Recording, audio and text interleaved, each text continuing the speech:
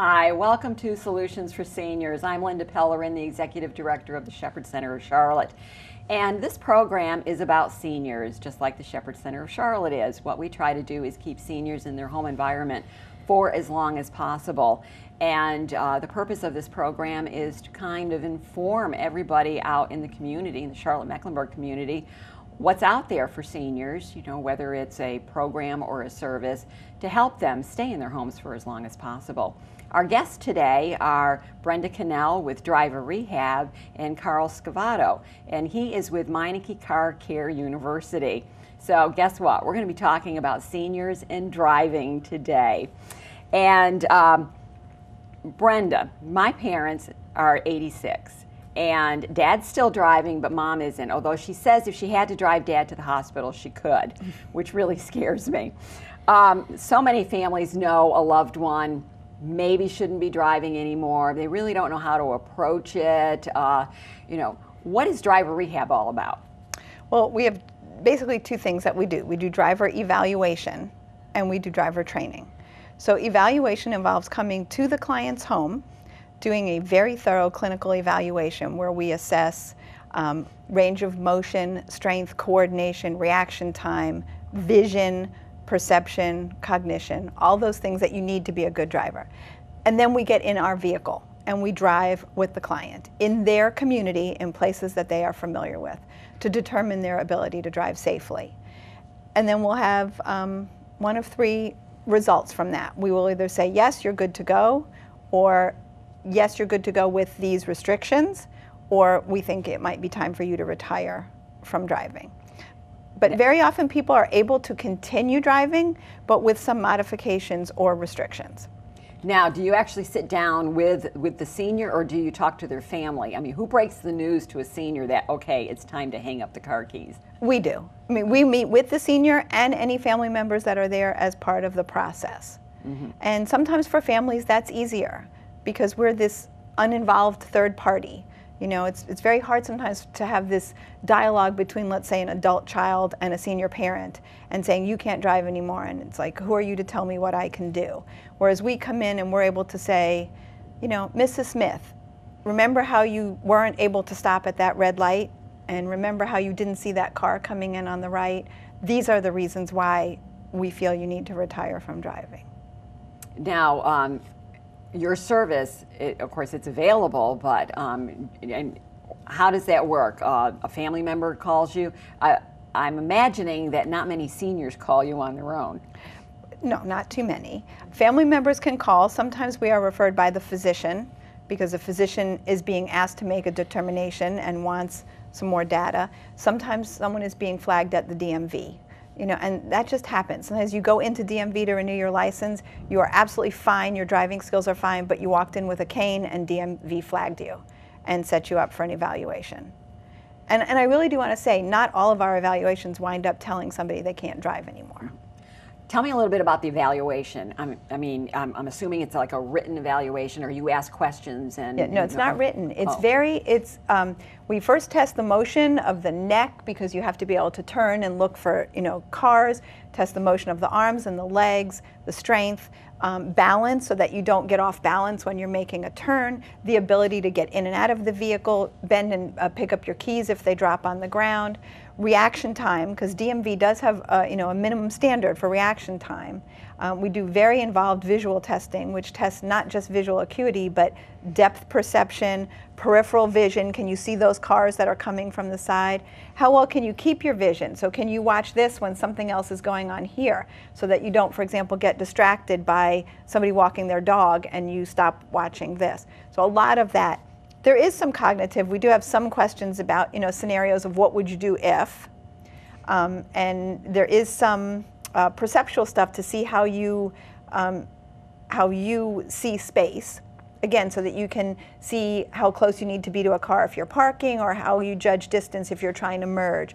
We do all of that first, and then no matter what we got there, we will get behind the wheel of our vehicle and go out, because someone may not look that great sitting at their kitchen table, but they get in the car and it's very automatic and they know what they're doing and they do it.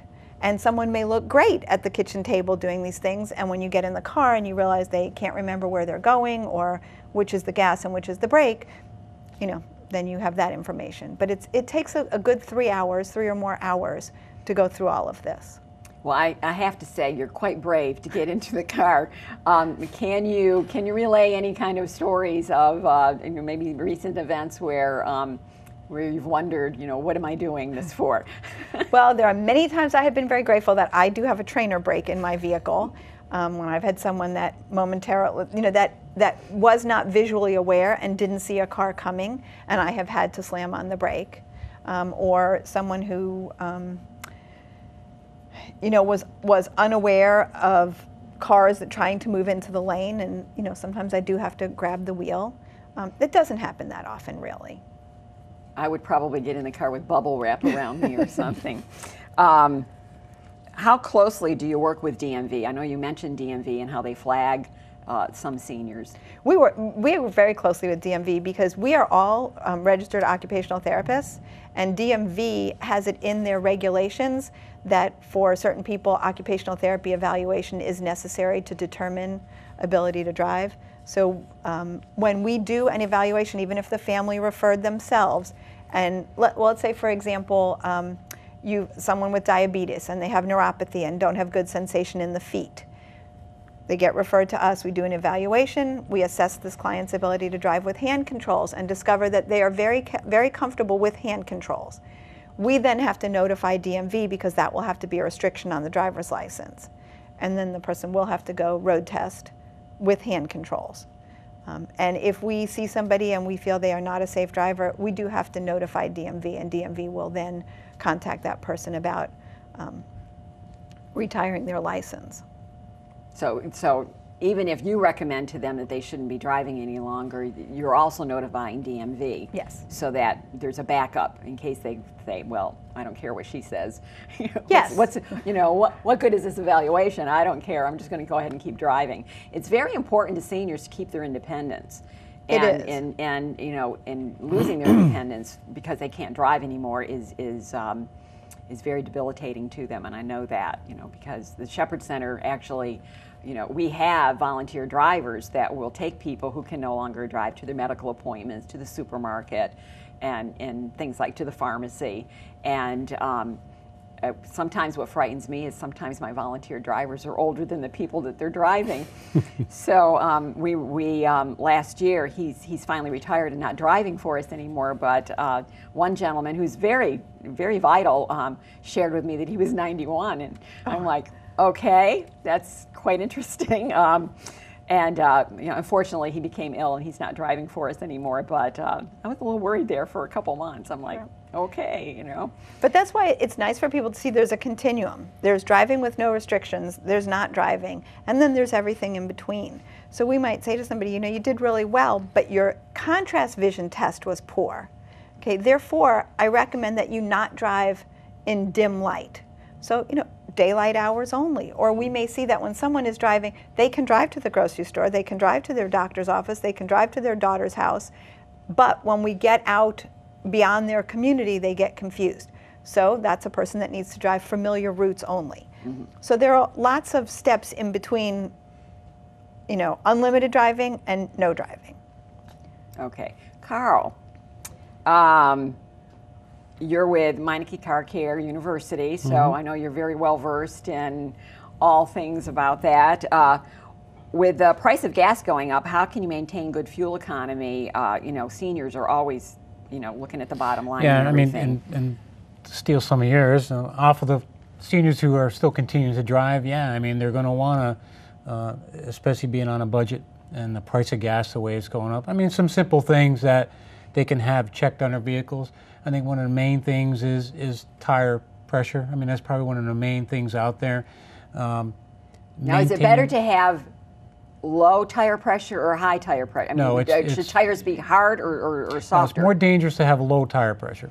You want to have it the correct manufacturer specs for tire pressure. If it's too low, that can basically hurt your gas mileage by up to 10 to 12%.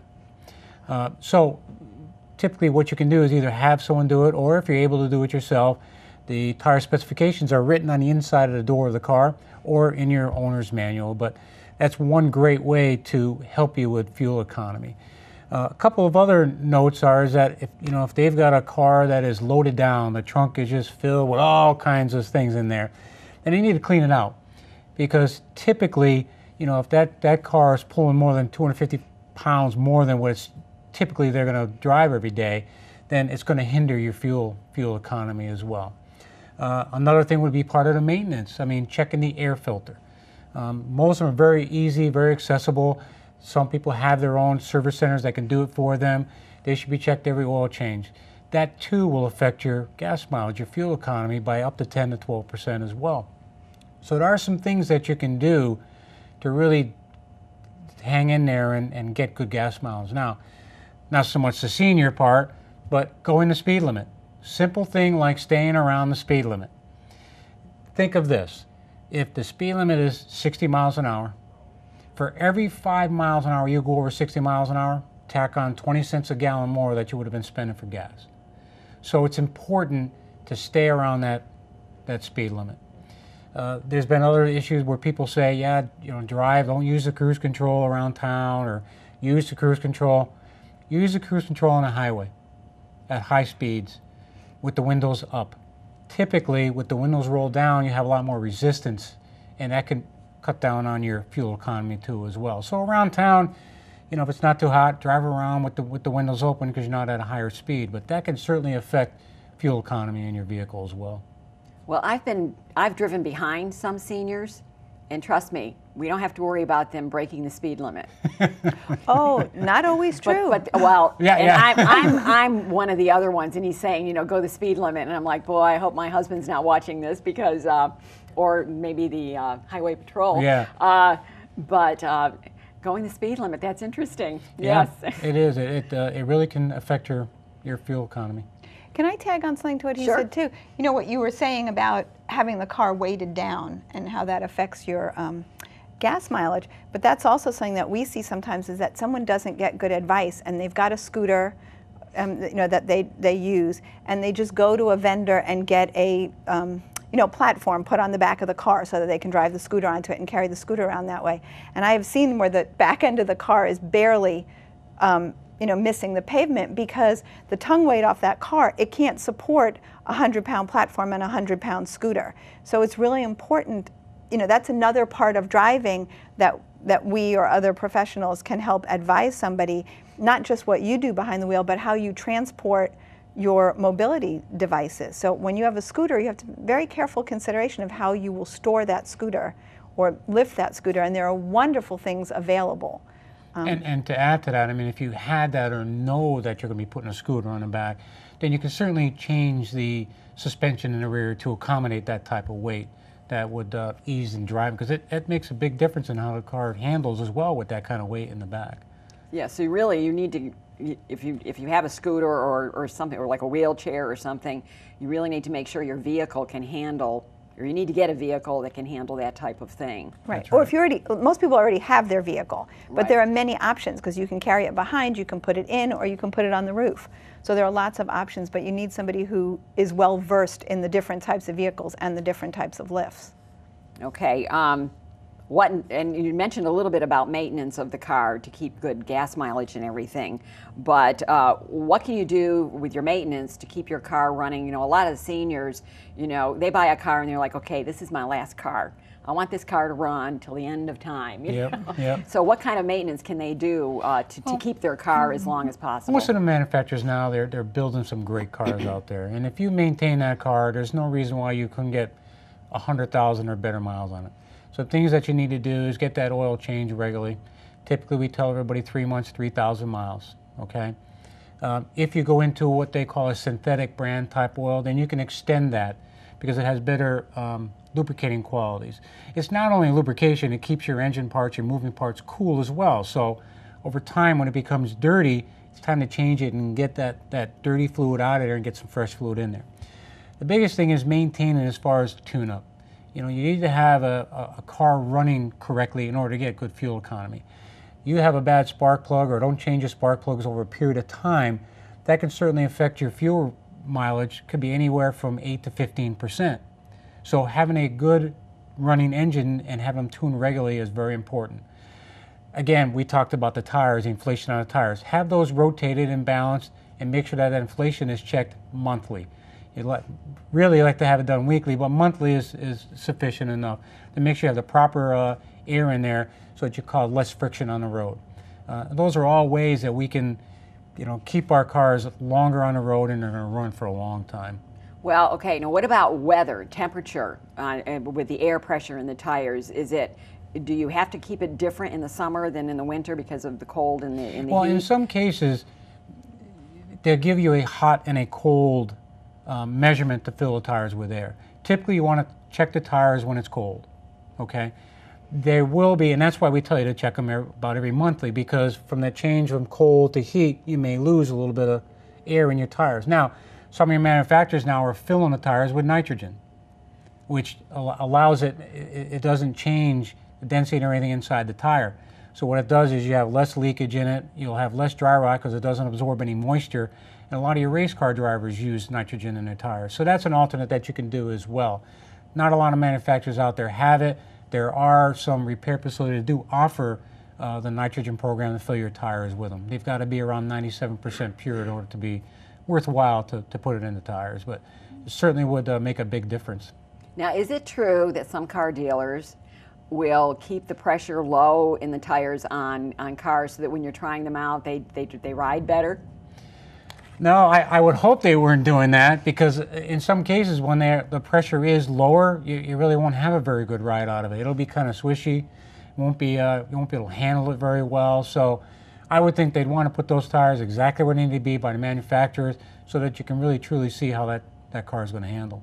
Now, a lot of the seniors are alone. They've lost their spouse or whatever, and I hate to say this, but it's usually the women. I mean, like, if something were to happen to my husband, I wouldn't know a thing to do with the car, and I'm going to have to go out and find a repair place or whatever that I know I can trust, that I can take my car to for the maintenance every month or whenever Yep. it needs to be done.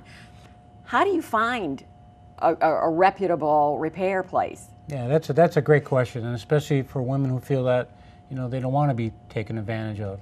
Some things that you can do is word of mouth. You can ask maybe your neighbors or friends where they take their car to have them repaired. If you visit a repair facility, some things you may want to look at is make sure or see if they're part of the Better Business Bureau. See if their technicians are ASE certified, which stands for Automotive Service Excellence.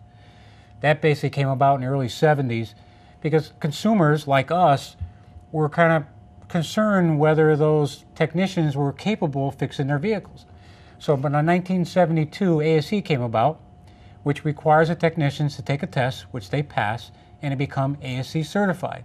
So if you can go into a repair facility and you see that ASE certification on the wall or the sign saying that their technicians are ASE certified, it gives you peace of mind that these are people that you can trust and you're going to get the job done right, okay? The thing that I would stress is if you're trying out a new repair facility, look at one that's going to be clean, the people are going to be friendly, but try it for a small job first. Go in for an oil change. See how you're treated. If you're treated great and you're getting that wow effect from that people, that they want their business, you can start building trust and then go back to them to get other work that may be needed in the future. But start small first. If you feel good about them, you feel comfortable, you gain their trust and you trust them, then those are the people you want to stick with.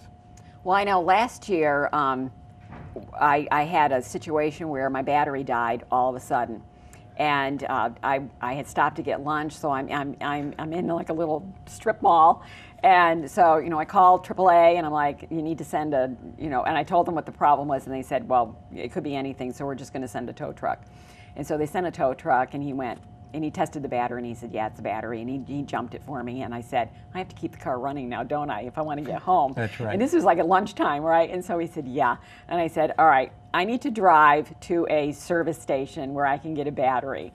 And I thought the best thing to do is to ask him, because he tows cars all the time. He works for AAA. Right. I'm like, where would you suggest that I take this? And as luck would have it, there was a service place just like kitty corner to where I was, and I was able to go over there. And of course, I'm on a time crunch. I was trying to get ready for an event, and it was just like why is this happening today?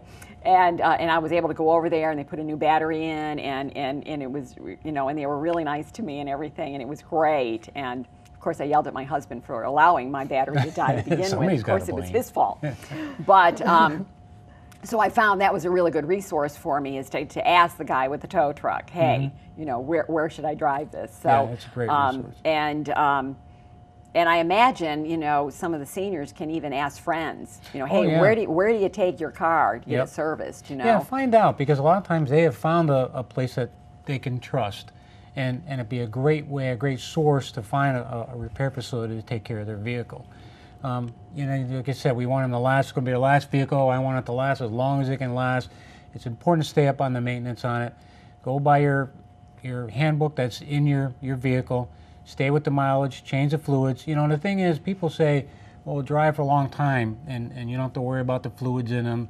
The fluid may look clean, but we try and put them on a preventative maintenance schedule.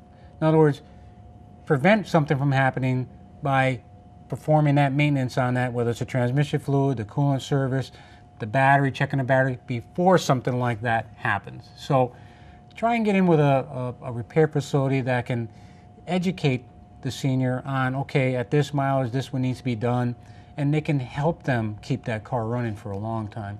Now, is there a place you can go to get trained? I mean, can a senior take a class on how to change the oil and how to check for the fluids and how to do the tire pressure? I mean, is that an option for seniors? Because there's going to be some seniors out there that are like, hey, maybe I can do this on my own. Yeah, there is. I mean, there's a lot of technical schools in the area that they can certainly take a class for it. I know from my perspective, I've done what we call women car care clinics. Mm-hmm. I've done about 4 of them over the period of time. Done them for some churches where I bring in women in, and I explain exactly what we're talking about. These are the things that need to be done at this mileage, and this is why we do them. And it worked out really well for them. It kind of educated them, and we gave out some giveaways for them. But there are places out there, ways to get educated on. I mean, the website's a beautiful thing to get on, to start looking at education for that. But totally agree. I mean, there's no reason why we can't check the tire pressures or even take a look at the air filter. I mean, those are simple things to look at. Well, my husband has showed me how to do all of this stuff, but I haven't retained any of it. You haven't? No, I haven't. Now, are there any kind of particular things that seniors, especially like senior women, need to be careful of as far as like scams? Are there any like scams that could just come to mind that they would need to be aware of? Well, I think the biggest thing is that if they're calling a service center for work to be done, and you're asking for a price, don't base it on the price they give you on the phone. Matter of fact, I wouldn't even ask for a price. It's very difficult to tell you what's wrong with your vehicle unless I can see it. So I think that's the biggest thing, because a lot of times they'll bring a vehicle in, they give you a price over the phone, and next thing you know, it's something else, and then the price grows. The biggest thing is understand what that service center is coming from, because they're going to say, bring the vehicle in, let's look at it, then I can give you an estimate of what it's going to take to fix it. That way you're not going to get taken advantage of. There's nothing, that tells you can't get a second opinion on it either as well. If it's a large item that's got to be fixed, or a big ticket, or a costly item, don't be afraid to take it to another facility and get a second opinion of it before you start spending that kind of money. Okay, last words of wisdom. What do you, any advice you've got for seniors? Well, for seniors, I would say, continue to drive as long as you can. Don't be afraid to get yourself checked, because in some cases you may not realize that you have an issue as far as driving, and can cause issues out there. The vehicles today will last a long time. That's not saying that you got to keep up the maintenance with them. So they will last. They'll get you where you need to go, but keep them maintained. Find a good repair facility that you trust. Find out from other people where they take it, and it'll get you a long way. Brenda? I guess just like I said, remember that there's a continuum, and it's not an all or nothing thing. So that if someone is concerned that maybe they are having some limitations, it's worth getting looked at and see what they can still do safely. Because every time you get behind the wheel of a car, you're putting yourself and everybody else on the road at risk. So it's all about safety. And and you don't want to get into a situation where something bad happens. My aunt several years ago, she was elderly. She hit a woman and killed her. And it wasn't my aunt's fault. The woman ran out in front of her. But then, the woman's family took my aunt to court, on a manslaughter charge and everything. And it was just a horrible situation. And, and they focused on the fact that my aunt was a senior. Right. And it was finally resolved because my aunt passed away before anything really happened. Oh, but it was very traumatic for the whole family. And my aunt felt just terrible. I mean, you don't want to live with that in your heart, It's knowing devastating. that you ended the life of someone when it could have been averted. Yeah. And so Just to add to that too, I mean, that falls in the maintenance of the vehicle. You Exactly. certainly don't want to have that vehicle on the road if it's not safe for the road. So again, when you get your oil changes, have them look the whole car over. It's their job to make sure that it leaves their facility safely. So again, we don't want to have any accidents on the street because of a maintenance issue or a problem with the vehicle. Right, right. And it's very important for families, too, to know that, if you suspect that a loved one shouldn't be driving anymore, you need to take the proper steps to make Absolutely. sure that they remain safe and your family remains safe and others out there remain safe. Because even a minor accident can cause a serious injury to a senior. Exactly, exactly. And Lord only knows what happens after that, because sometimes just something minor turns into something full-blown and everything. Well, I'd like to thank you both for being here today. Carl for having me. Thank Scavato you for with having Meineke Car Care University and Brenda Cannell with Driver Rehab. We really enjoyed it, and I'm sure you've given a lot of thought to the seniors out there and got their little minds whirling now. Our guests next month are going to be Karen Coleman with Pet Sitters of Charlotte and Charles Corher with his dog Pepper, and he is with Pet Therapy. So that's going to be a show talking about how pets and seniors can really connect and how it helps keep seniors calm and everything.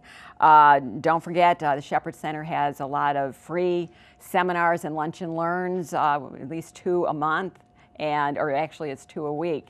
So thank you for joining us. I look forward to seeing you again next month.